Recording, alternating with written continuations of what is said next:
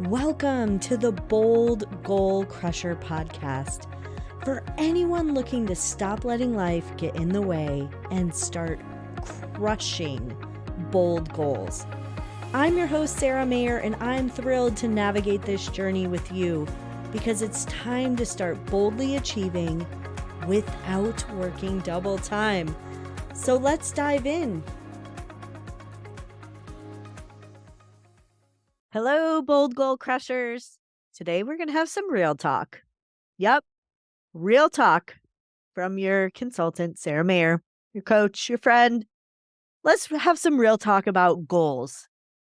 So many times I talk to my clients, I talk to people out in the world, I get DMs, I get everything where people are trying to perfect their thing so that they can launch it or get on track with their goals or get started, or they're waiting for something to happen in order to get going, to get momentum. So they know that this is their big, bold goal that they want to do, but they need to do these 5 things before it can happen, or these 5 things need to happen before they can get started. So how that may look is once I leave my 9 to 5 job, then I can get started on my business. Or once I pay off some part of the credit card bill, then I can invest in my business, or then I can do this. And the reality is, those are just ways that we make ourselves feel better so that we can stay safe.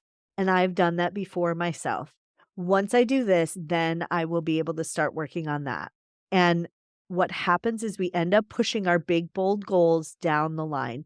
We end up not being happy with where we're at and not making progress at all until we figure out all the things. So we sit there and say, I need to figure out how this is going to happen before I can even get started. And to be honest, we've talked about this a lot on the show. If it's something worth happening, if it's truly bold, it's going to take more than 1 year to get it done. And yes, there are objectives that you can set, the steps to achieve that big, bold goal that can happen every month, every day, every week. And you want to keep those steps. You want to make those realistic, measurable. You want to put timelines on them to keep moving forward. But many times our big, bold goal, when we actually dream that up, we don't know exactly how we're going to get there. It's a wild dream at first. And the way we get there may be different than the way we anticipate.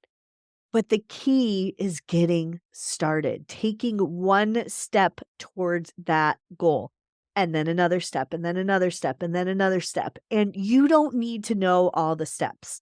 So I'll use the example of a client I worked with. She was writing a book and she wanted to know all the steps. And so she was just like all of us. She had all these ideas coming in her head. And so what I encouraged her to do is get a notebook. By the way, I sell these beautiful composition notebooks. And I told her to put all her goal related stuff in this notebook. And so she outlined what the goal was. And then as wild stuff came in her head, what does the book cover look like? She hadn't written a sentence yet, but that's what her mind was doing because she was so focused on achieving this goal. Her mind was throwing all this stuff at her about her book. She'd just write it down. Oh, here's an idea for a book cover. And then when she got to the point where she was actually designing the book cover, she had notes on that goal. So I encourage you, get a goal notebook. This happens to be one of mine for each goal. And as those wild things that you're not ready for yet come into your mind, put them on paper so you don't forget. And then that way you're telling your mind, thank you for that. Keep the ideas coming. I'm capturing them over here. And I won't forget about those when we get to that point. But right now, we're focused on writing page 1, which is the acknowledgement or whatever it is. So that's the key to goals. And a lot of us know that, and we still don't do it. So I'm going to use this example, myself included. I'm going to use this example. I want you to think about McDonald's.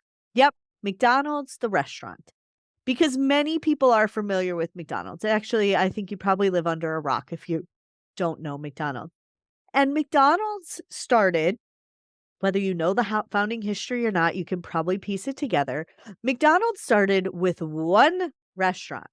And before they even had a restaurant, before they even had burgers, before they even had employees, before they even figured out how to automate and make things very streamlined, they had an idea. The founder had an idea. I think there were 2 founders actually, and they had an idea.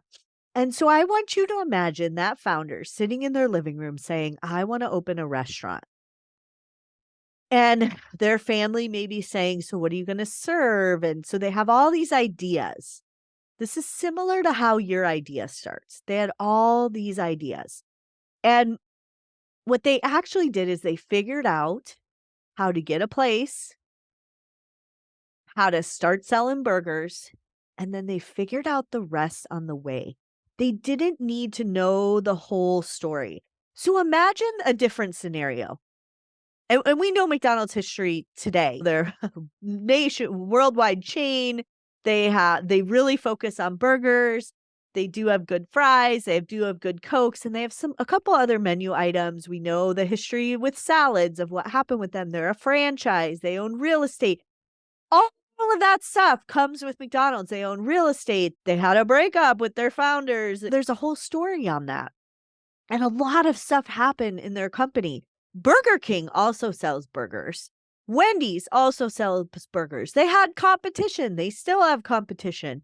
There's the whole thing about whose fries were better, Burger King or McDonald's, and all this stuff. That's their history. So now I want you to imagine a different scenario. The founder is sitting in their living room. They say, "I want to open a burger joint." And then they say, "So what's going to happen when we get really big and we want to franchise? What is the franchise agreement going to look like? How will we make sure that the burger that we haven't even created yet stays consistent? Let's write the franchisee agreement." Okay, now that we have the franchisee agreement, now we need to think about what we're going to do when we try and release salads and they don't go well. Okay, now that we figured out the salad thing, all right. So now we need to figure out our drive-through strategy because our drive-throughs are going to be really busy. And so because of that, we might want to go to 2 drive-through lanes. And how would that work? You would tell that founder, whoever is your relative sitting in your house, you haven't even made any burgers yet. Don't worry about that right now. You don't need to worry about that right now.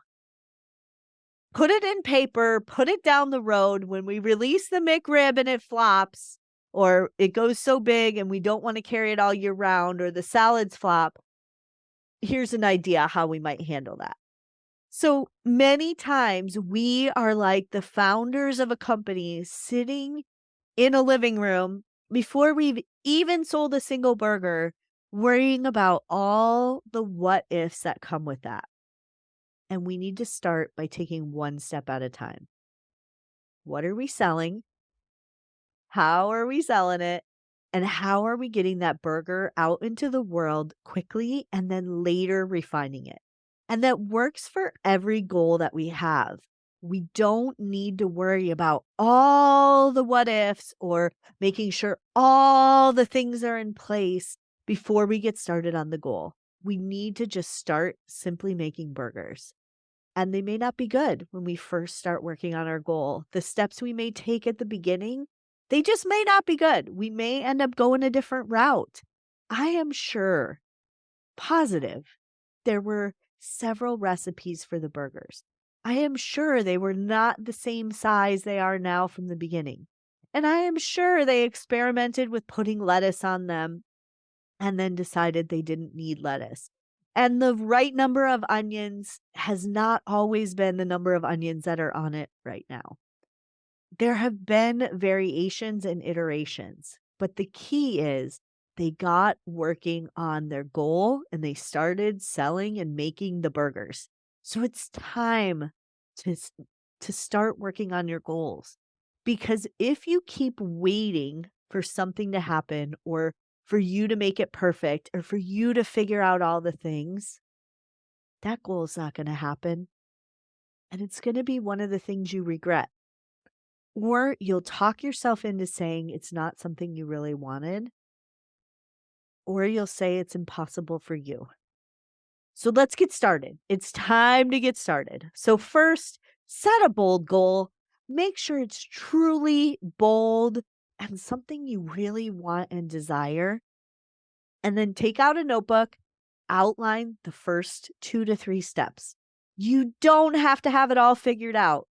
You don't need to know how you're going to franchise before you even build the first restaurant. So, if that's your goal, don't worry about it.